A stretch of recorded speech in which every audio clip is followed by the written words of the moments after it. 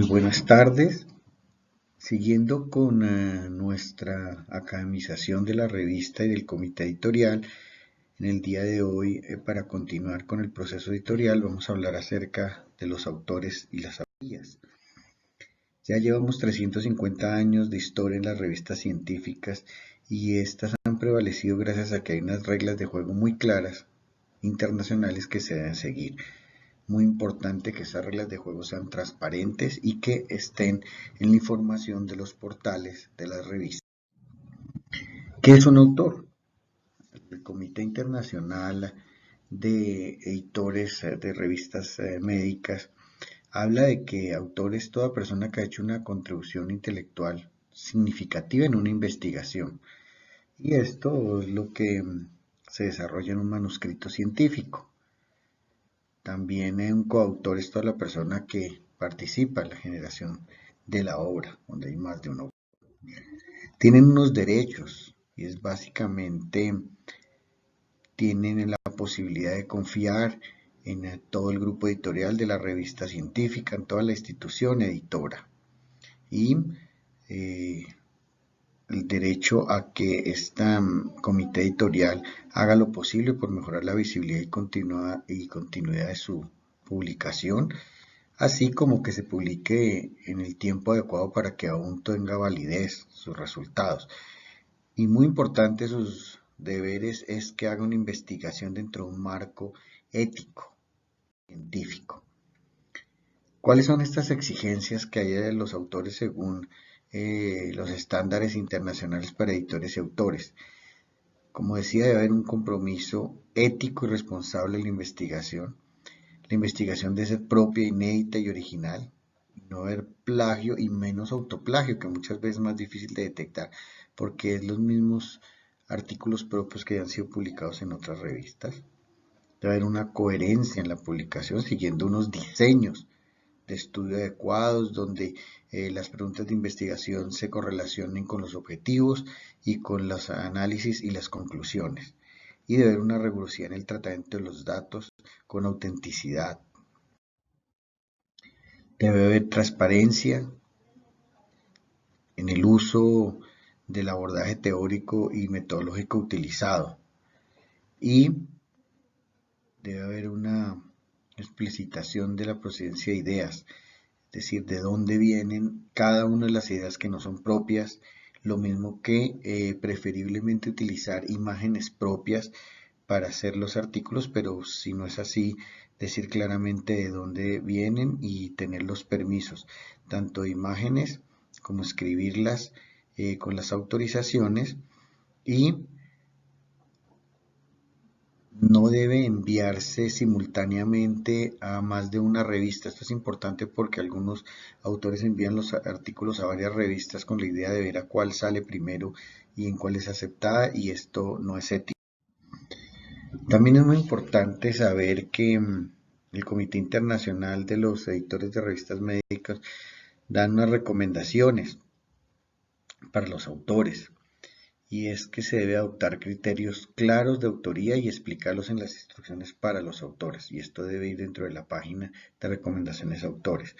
Exigir a los autores que confirmen que todos cumplen los criterios exigidos sobre la autoría. No vemos que muchos artículos van varios autores que no hicieron absolutamente nada, pero es el jefe del servicio o es una persona influyente y entonces se agrega dentro del artículo, así como que a veces se omiten personas que han hecho trabajos importantes dentro del artículo. Es importante solicitar a los autores que proporcionen una descripción de sus contribuciones y incluir a los que no cumplen los criterios de autoría, pero que por lo menos estén dentro de la sección de agradecimientos. Y es importante solicitar al autor que debe confirmar por escrito que todos los coautores están de acuerdo con la publicación. Si una vez esté listo el artículo, los autores deben estar de acuerdo en el contenido del artículo. Debe haber una confirmación de que todos los autores concuerdan con el orden de sus nombres. También hay un autor que generalmente es el que tiene la función de enviar el artículo y de llenar todas las solicitudes de la revista.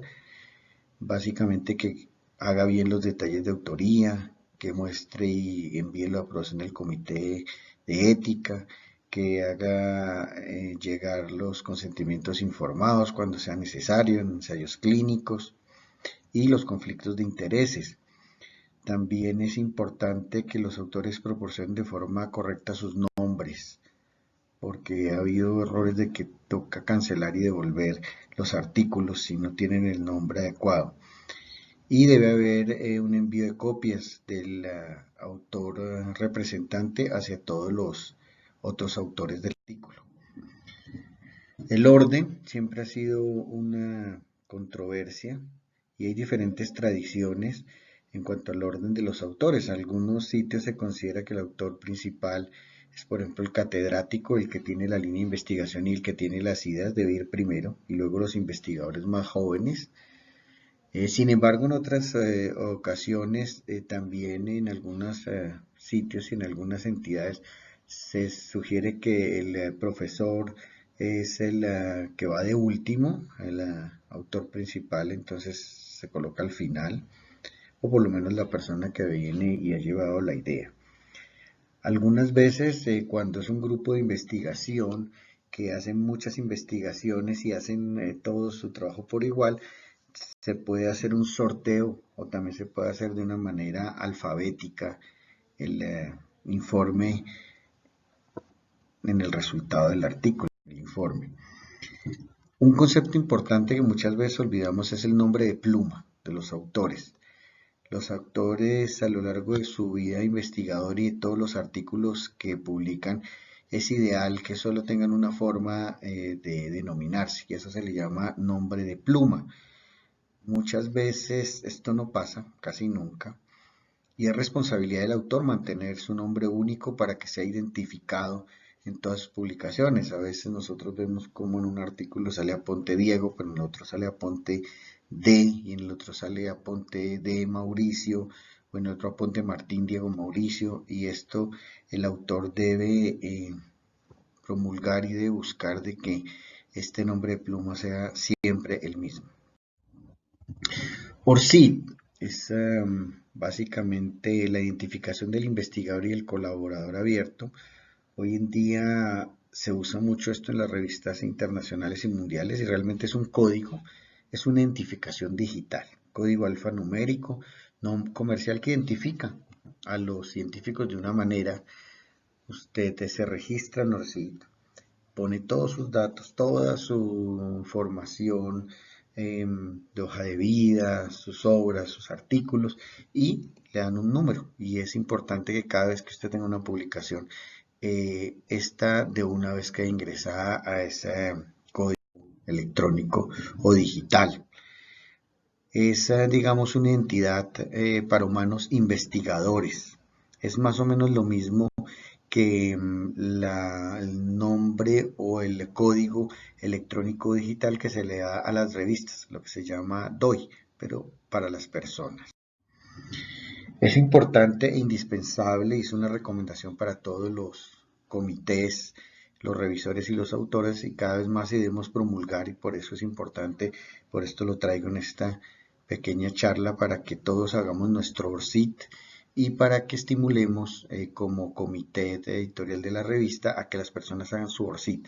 Hoy en día cuando usted tiene una publicación en una revista internacional, inmediatamente le piden el ORCID para conectar sus publicaciones y saber quién es usted. Vean ustedes aquí el ejemplo del ORCID. Uno entra, le dan su nombre, hace su código, tiene el sitio de empleo, las calificaciones, las membresías y los trabajos que ha hecho en un único número mundial. Otra cosa importante que sugiero para los autores es Google Scholar. Ahí uno puede buscar fácilmente sus publicaciones, como en este caso, ver el número de publicaciones que tiene, el impacto y el índice H, que es un número o una letra de Hirsch, que significa el número de veces que han sido sus artículos en promedio leídos y indexados por otros autores, es decir, es importante el índice H o el índice I10, que significa el número de revistas que ha sido más de 10 veces utilizada por otro autor para sus trabajos. También está el CIVILAC, que hablamos la vez pasada, que es muy importante, una historia de vida con sus publicaciones, algo muy parecido al ORCID, pero es algo latinoamericano, donde están sus publicaciones, sus trabajos, sus grupos de investigación y como su hoja de vida de currículum vitae de investigador. Y es muy importante que todos los grupos del comité, revisores y autores, se los vamos a empezar a exigir a partir de ahora, como hablábamos en la reunión anterior. También hay unas directrices sobre la autoría. Todos deben tener por lo menos unos requisitos y todos los que cumplan estos requisitos deben ser nombrados como autores. Miren que hay unos criterios básicos que se deben cumplir para ser autor. Debe haber una contribución sustancial a la concepción del diseño, adquisición de datos, análisis e interpretación del estudio, o la redacción del artículo, uno el que toma los datos, el otro el que redacta el artículo, el otro el que hace la aprobación de la versión final a publicar, y acuerdo de responsabilidad que garantiza que las cuestiones relativas a la exactitud o integridad de cualquier parte del estudio sean investigadas y resueltas adecuadamente. Vean ustedes que ahí vemos claramente los criterios básicos: el que toma la información, el que realiza el artículo, el que revisa la parte final y el que evalúa que toda la responsabilidad de la publicación esté adecuada. También hay unas pautas generales. El orden de la autoría debe ser una decisión conjunta, ya hablamos, dependiendo de las instituciones. Y el editor, los miembros del equipo editorial, obviamente no podemos ser árbitros en esta materia, simplemente revisamos que todo esté muy claro, pero nosotros no podemos ser árbitros ahí. Las personas que participan en una investigación pero que no ajustan los criterios de autoría deberían ser reconocidos, pero como agradecimiento y no como autores. Si los alumnos sí pueden aparecer como autores y su participación se ajusta igualmente a la canon que habíamos hablado. Y para ensayos multicéntricos, la lista de médicos y centros suele ser más bien como dependiendo de la contribución individual, pero la mayoría de los autores prefiere hacerlo por orden alfabético para que no haya problema. Ahí hay unos ejemplos: hicimos un ensayo multicéntrico en una revista de un metaanálisis de NBI en pólipos y básicamente hay unos 30 o 40 autores internacionales, de los cuales todos vamos en orden alfabético, más que para saber cuál fue la cantidad, el grado de contribución.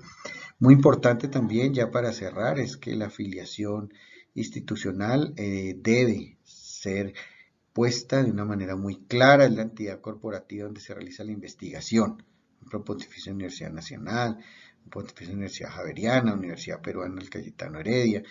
El participante debe recordar que los nombres propios no tienen traducción y deben ponerse en español. Entonces, básicamente